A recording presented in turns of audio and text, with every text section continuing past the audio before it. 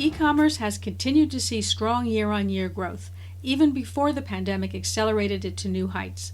While sales growth might start to level off as we head back to more normal times, few doubt that e-commerce will remain an essential retail channel. One of the backbones of e-commerce is logistics. It takes incredible agility and resiliency to be able to provide merchandise on demand to consumers in the US and Europe when it's often sourced in Asia, even when there's no global health crisis. I'm Jane Singer, and welcome to A Seat at the Table. To get some insights into what these small and medium-sized direct-to-consumer retailers are doing, I reached out to Judah Levine, research lead at Freightos.com, a logistics marketplace that was purpose-built to provide these businesses with greater transparency and flexibility on the freight side of their operations. Before we get started, if you're looking for greater insights into the most important knitwear trends, then Spin Expo is the place to go. It's the primary exhibition for yarns and knitwear. Spin Expo provides a well-edited selection of top-quality products that are filled with creativity, as well as truly unique trend information. To learn more, go to spinexpo.com. That's SPINEXPO.com. You can also find a link in the show notes for this episode. Now join me as I sit down with Judah and get a behind-the-scenes look at what's been happening with direct-to-consumer brands from a logistics point of view.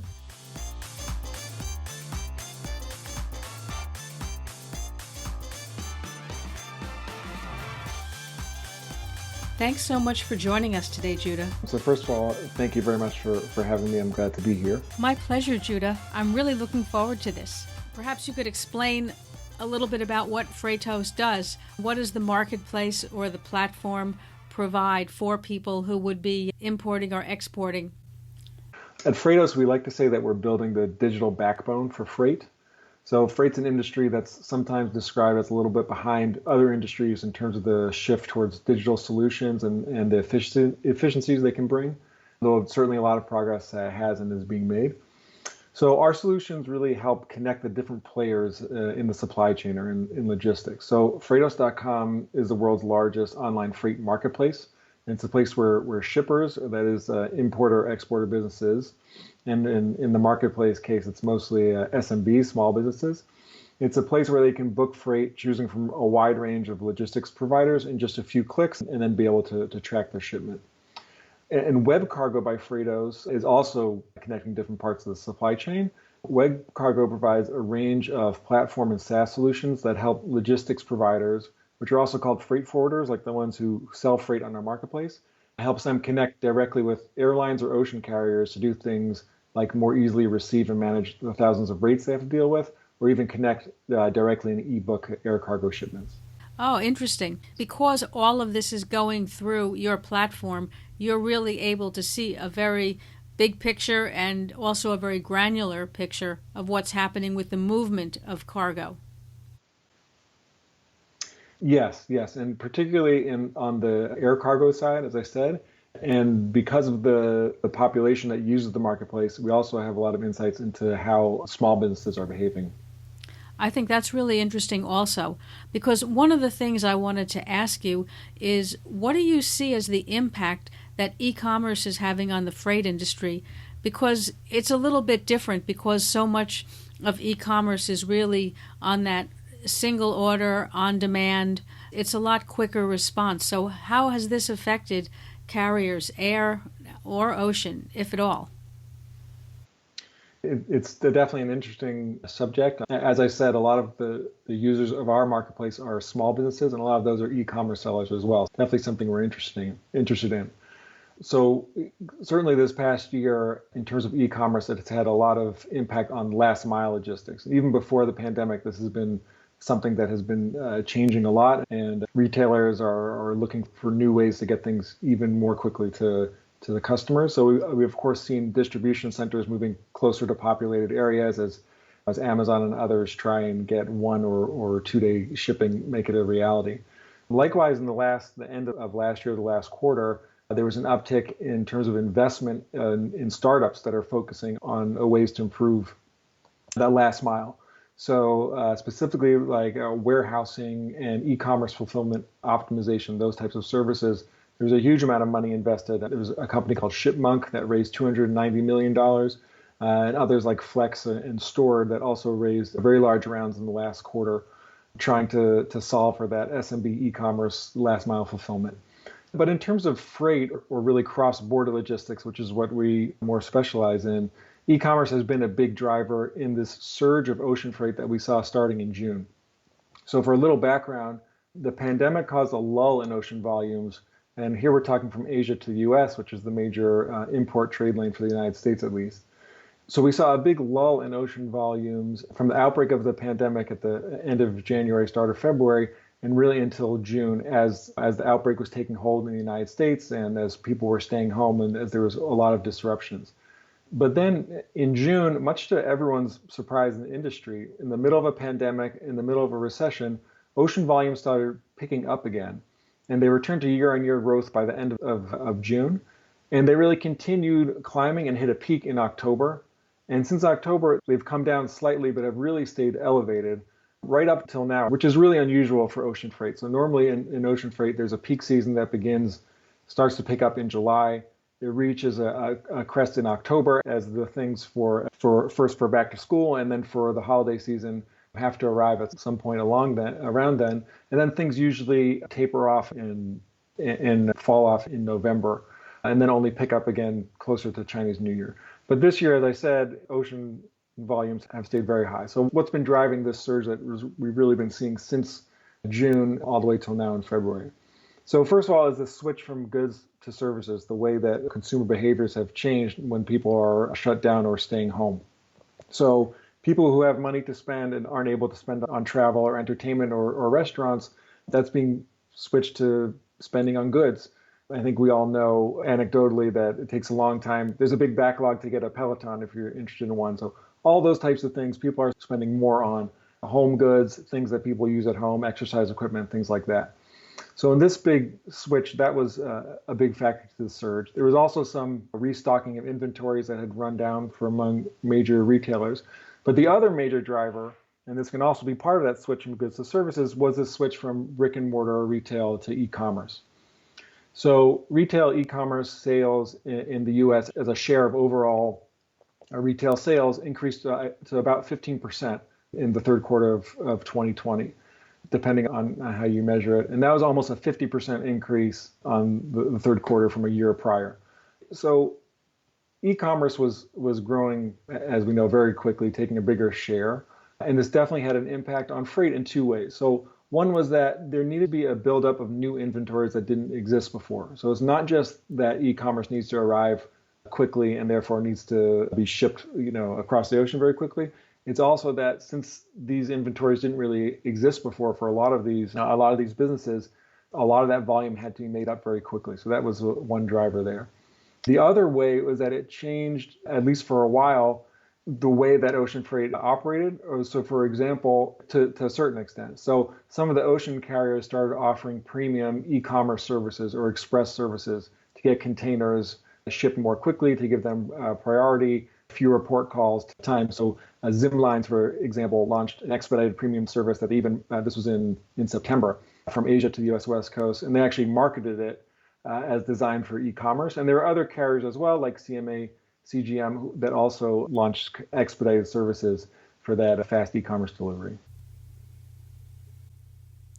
So I think aside from those services that have come on board, expedited services, has there been any impact on people who were not e-commerce because of this? In other words, has that taken capacity away that might have been available otherwise to brick and mortar players? So as I said, e-commerce was one contributing factor to this surge of ocean freight that's been really sustained since June, July. One of the impacts of this surge overall is that there's been a lot of competition for space on these ships. And one of the results of that has been, from this continuing flow of containers from Asia to the US, has been a lot of port congestion, especially in the major port on the West Coast of LA and Long Beach. So just now, and you can see pictures of this online, there can be up to 40 container ships just waiting in San Pedro Bay, just floating and waiting for a spot to open up. And what all that has meant has meant port congestion, which has meant delays in each step of the process of getting a container off a ship and towards its final destination. And because of this backlog, it's contributed to what's called an equipment shortage, which is a shortage of empty containers really back in the origin ports where they're still in high demand. More containers are arriving in the United States fully loaded. They need to be offloaded and emptied and then brought back to Asia where there's still this high demand. So as there's a shortage of equipment or shortage of empty containers, Asian origin ports, that further put pressure on freight rates. And that's the major thing that we've been seeing really since October, was that this equipment shortage has really put pressure on freight rates, but it's really a result of this continued surge. Right. It's the continued surge and the port congestion because of a labor shortage, which is driven by COVID. So it's not so much a matter of blank sailings. So if carriers put more sailings back on, it wouldn't really help because you can't get the goods through the port. So they'd be stuck at the port anyway. So definitely the virus itself is also a factor in many ports, and Long Beach being one of them. So at Freightos, we have the Freightos Baltic Index, which we call the FBX, which is an index of freight rates for 40-foot containers. And this kind of provides a benchmark for how expensive it is to ship a container. So for the U.S. West Coast, to send a container from Asia to the U.S. West Coast, at the moment is 194% higher than it was last year. And rates during that surge that we talked about from May till September, rates more than doubled. They increased 134% from the end of May to the middle of September based on that surge. But as I said, volumes have stayed really high or continued to grow even after September. And there had been a lot of resentment that at these rates, which have been so extremely expensive, here we're talking about spot rates. But as you said, at that point, all the capacity was already in the water. So it wasn't a result of ocean carriers restricting capacity or holding back ships to keep rates up. It was really this demand that was pushing everything up to that point. But if we talk about how shippers are being impacted and what trends might continue after the pandemic, we can look to pricing as another one of those things. So at this point, as I said, the extremely high rates are being driven by demand. All the supply is in the water and it's being driven by demand. So basically, e-commerce has put extra demand on already stressed capacity. Now, if you're looking beyond the pandemic, when we get past equipment shortages, because as the pandemic goes, we'll certainly there'll be more labor available in ports, things will clear up. So if you look beyond that, what would you see as some of the longer term trends in the freight sector? That's a good question. So if we get back to freight rates, it is an interesting situation. So as I said, really starting from June, all this surge of demand pushed rates up, even as carriers were putting as much supply as they could possibly put in the water. At the moment, the availability of chartered ships or additional container ships are basically none. Basically, all that capacity is already in the water. And so rates are up based on that. But an interesting thing that happened in the beginning of the year might have some ramifications or trends for later, something that's changed during this year. As I said, if we go back to the very beginning of the pandemic, from February until June, there was a big drop in ocean demand. So there wasn't as much volume. And generally what's happened in the past is when there's less demand, freight rates will drop and ocean carriers will have to offer lower rates. What happened from February till June, though, was something different, something that the industry really hasn't seen before. And despite the fact that demand was low, ocean rates stayed about level. And the way that was done was, and I think you mentioned this was through capacity management by the ocean carriers. And that means it's also called blanking sailings. And that means that removing capacity, reducing the number of ships in the water so that you reduce the supply and can match the level of demand and keep rates level. And this was something that they did during those few months from February till June. And so when a lot of the supply chain was suffering or losing money during that time, a lot of the ocean carriers were able to reduce their costs and even remain profitable even during that period. And the reason this is significant is because this is something that the industry, our ocean carriers, had not been able to do successfully in the past. So if we look back to the last major disruption, which was in the financial crisis of 2008, it took the carriers a long time to adjust to the drop in demand, weeks and months. And during that time, rates dropped and there's competition between carriers. And ultimately, it resulted in a high-profile bankruptcy in the industry later down the road. But this year was something different. So as I said, rates were able to stay level because there's been some consolidation since 2008 among ocean carriers, and there's also been forming of alliances. And because of these, the carriers are allowed to, in a more orchestrated way, manage capacity or remove ships when demand drops. And so they were able to keep rates from dropping during that period of low demand. And then once demand came back, rates continued to climb, right? This is a function of supply and demand. But as rates continue to go up, and they've, as I said, they're extremely high, and on other rates, especially from Asia to Europe, the rate increases has even exceeded what I was describing in the U.S. This is obviously a source of tension between shippers, between importers and exporters, and the carriers. An interesting thing happened in September. So in September, as I said, rates had skyrocketed between June to September. And that time, it was reported that the regulators in China, the Ministry of Transport, called a meeting with the major ocean carriers and asked them to stop the rate increase. And really, we've seen just a plateau of rates on the Trans-Pacific from Asia to the U.S. since then. But the other interesting thing that was reported was that the other thing they were requesting was that when demand eventually does decrease, and who knows when that will be, maybe only once the pandemic is under control and consumer spending returns to its kind of normal patterns, they asked that the carriers not blank capacity, right, not remove supply, which would then keep rates up. And so we haven't gotten to that part yet, so we'll see what happens. But that's an interesting thing that happened, a new development during the pandemic, was that the carriers showed they can manage capacity in an effective way, which means they could effectively keep rates at whatever level they want, which is a new development in industry. So that's one thing that we'll be looking for in terms of a change that we saw over the course of the pandemic. The other thing which I think comes to mind in talking about trends that might change based on this really unusual year, that might be a longer term change, is supply chain agility. So I think this, of course, was a trend before the pandemic. But like many things, I think this unusual year has really accelerated that. If we think of fast fashion, for example, the ability to design and source things quickly, including the cross-border part, that's been growing for years. One of the major ocean carriers, Maersk, just recently invested in a logistics platform for the fashion industry. So that's certainly a trend. And we've seen this in our marketplace as well. So as I said, for SMBs that use Freightos.com to ship, we saw a lot of maybe surprising agility for these really small players. Overall, monthly Asia to US trade volumes were not up annually. They didn't really recover until July of 2020. But we saw SMBs exceed their monthly levels, at least on our platform, as early as April. So April, May, and June, before the rebound, we were seeing small businesses increase their amount of activity, and then hit a monthly record in July as volumes overall were increasing. We also saw them shipping more to fulfillment by Amazon warehouses and leveraging that channel as a way to get their goods to consumers. This is especially during that period where there was a rush on stay-at-home goods.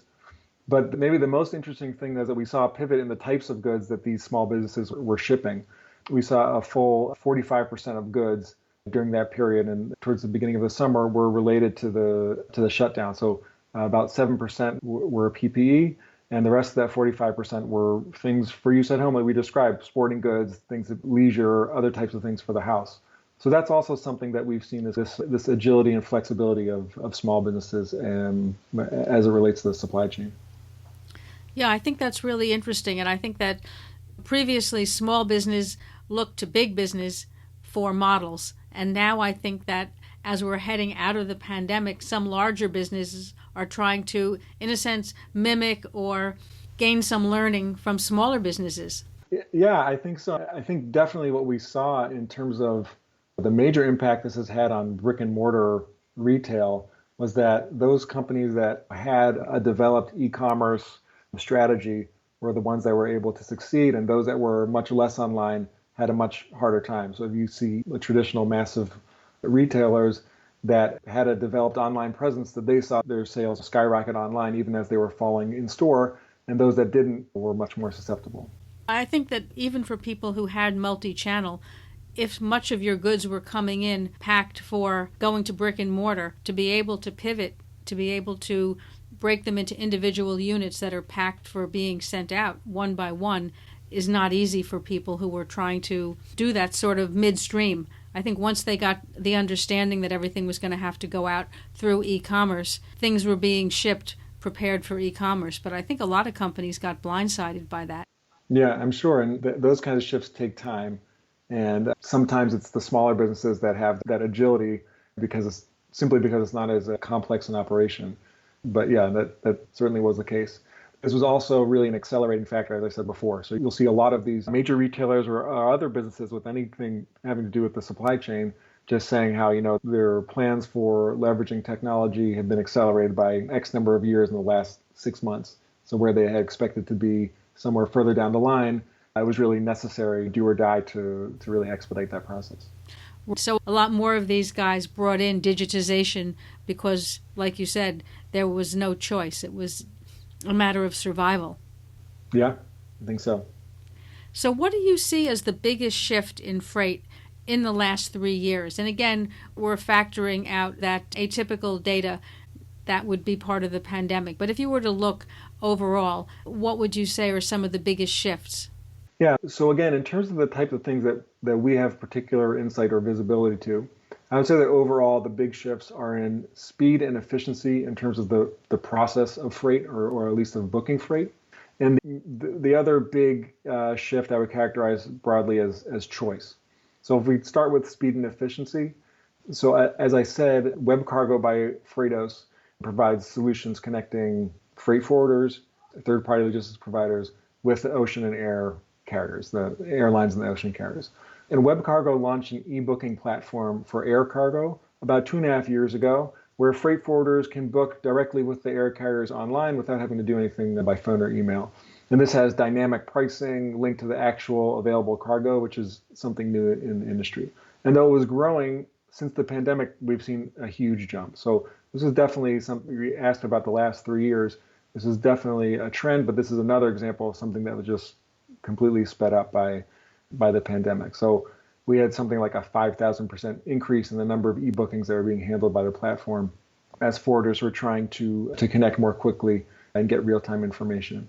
So likewise, we went from less than 10% of total air cargo capacity being available to book online before the pandemic to last year to now to almost 20%, not just through WebCargo, but through other platforms offering air cargo e-booking. So this has been a real shift. And even though this doesn't impact the shipper directly or importers or exporters directly, we're confident that improvements in these kind of processes is a big change, and that ultimately it's going to benefit the shippers as well. Air cargo capacity right now, because there's no passenger travel, is very tight, as you're left just with freighter flights or converted passenger jets. So the better that capacity can be managed, because the airlines are able to see the exact level of demand and know what kind of capacity they have. This could ultimately mean lower rates or a smoother process once that capacity allocation comes back. So I think that kind of speed and efficiency this is one example of that in the supply chain that we have visibility on. The other thing that I think has been a big change is the issue or the option of choice for shippers. Again, we're looking at small businesses. From our perspective, this kind of digital transformation is giving shippers better access to pricing, better shipment management, and like I said, just flexibility and agility in terms of managing your supply chain, your logistics. By freight moving online, and not just on our platform, of course, but anywhere, it allows for easier comparison and better choice in choosing the right solution, just like it has in all industries, and just like the internet, helps us see what's out there and make informed decisions in a lot of different parts of our lives. So in terms of freight, being able to choose the right vendor for each shipment is important, and having freight online makes that even easier. I'm sure clothing manufacturers will choose a different factory if they're manufacturing clothing in silk as opposed to fleece. And freight forwarders have specialization as well. They cover different modes, different regions, different levels of urgency. So it makes sense to have that choice. So on our platform, we see that only about 50% of the time are shippers choosing a freight forwarder based on price alone. Well, only half the time are these businesses choosing the cheapest solution. And really, it's giving shippers the ability to choose the right solution for them. Last year, we had one company that used 18 different forwarders in a single year.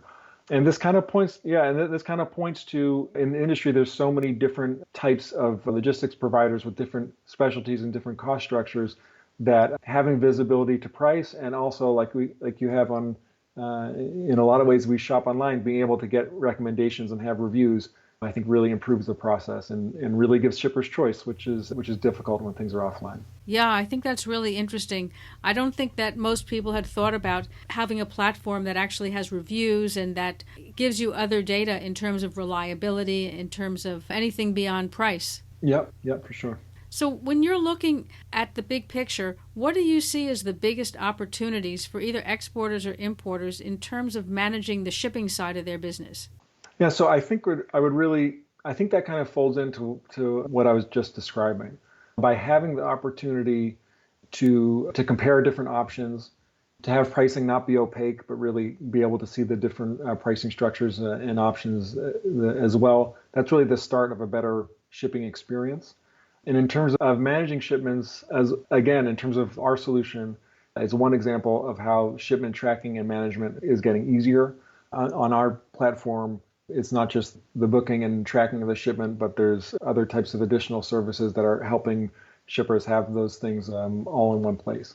So I think that's getting easier and easier. We are just this week releasing a research report that we call our mystery shopping report, where we look at kind of the level of digitization in our online freight sales among the top freight forwarders.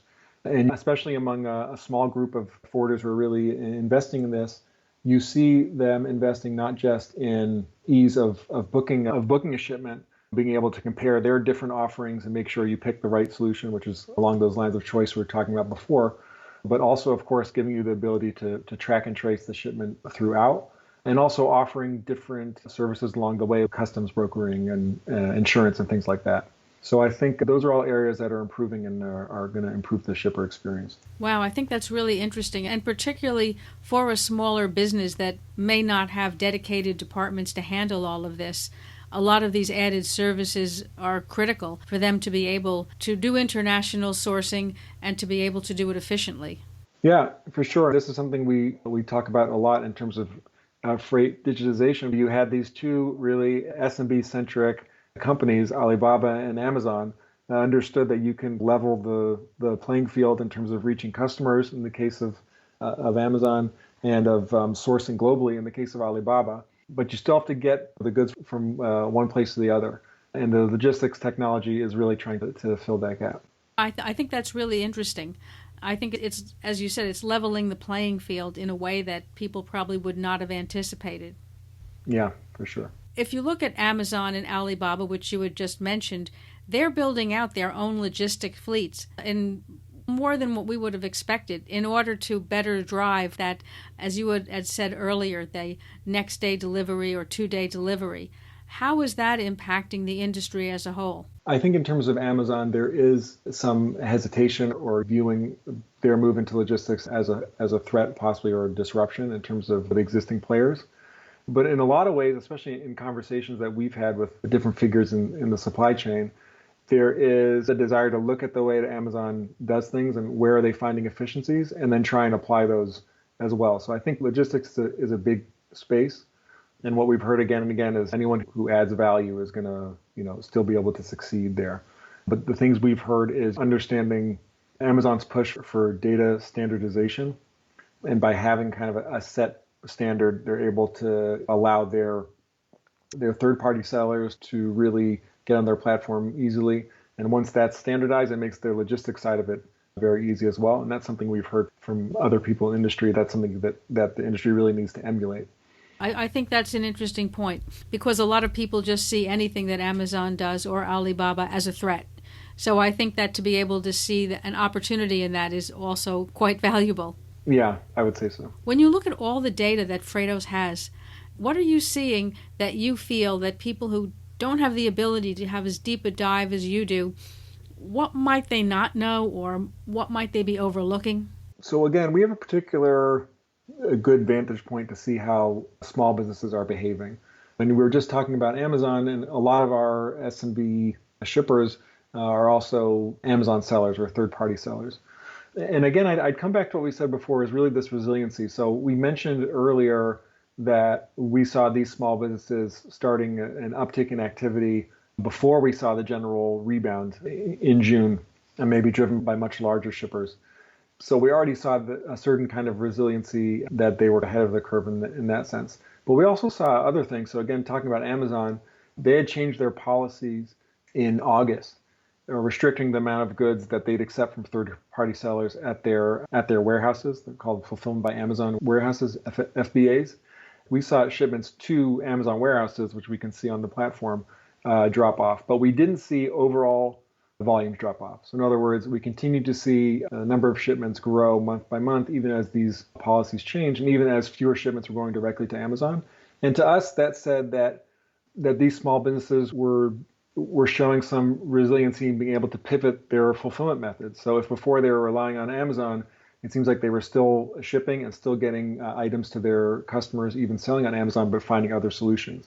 And that's even though we had a survey not too long before that said that 81% of these small businesses were really relying only on one channel, and most of those only on FBA. So it seems like they were able to shift in terms of fulfillment and last mile when they couldn't rely on Amazon directly anymore.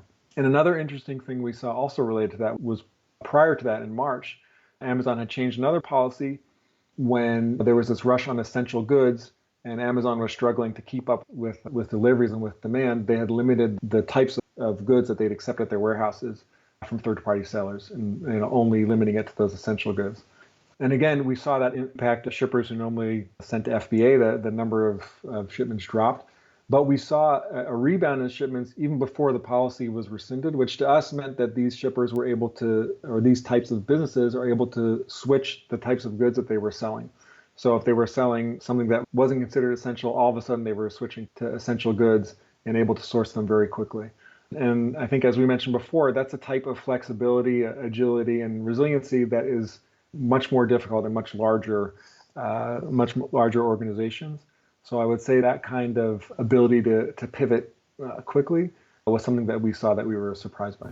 Yeah, I think that we've been surprised overall by the resiliency of small business. I think, of course, in the media we've seen mainly a lot of talk about the restaurant and entertainment side, which has been decimated. So you get the feeling that small business has really taken a very heavy hit. But actually, when you talk about, as you're saying, a lot of the small businesses that are selling online, they have had a tremendous advantage and have proven to be incredibly resilient. Yeah, and it's not to say that it's been all roses, because of course it hasn't. And I also think there's been a lot of new entrants, especially, as you said, people whose jobs are in the service industry and those areas of the economy were just decimated. The barriers have been lowered for who can become a small business and an online seller. So there was something like an 83% increase in new business registrations in the U.S. in the second or third quarter of 2020. So there are a lot of people, rushing to these kinds of opportunities that a digital economy provides. But of course, it's obviously been difficult for a lot of businesses, a lot of small businesses as well, whether you're selling online or not. It's certainly been very difficult. But this is something that we can point to that looks like there have also been some opportunities along this really difficult way. Yeah, very interesting. And it really has, in a sense, reshaped the landscape, I think, in a way that we hadn't expected. Yes, for sure. And it'll be interesting once the pandemic is under control and once people are able to go back to the way, or consumers are able to go back to the way we used to behave. It'll be interesting to see which of these gains, or how much of these gains are here to stay and how much of them will recede.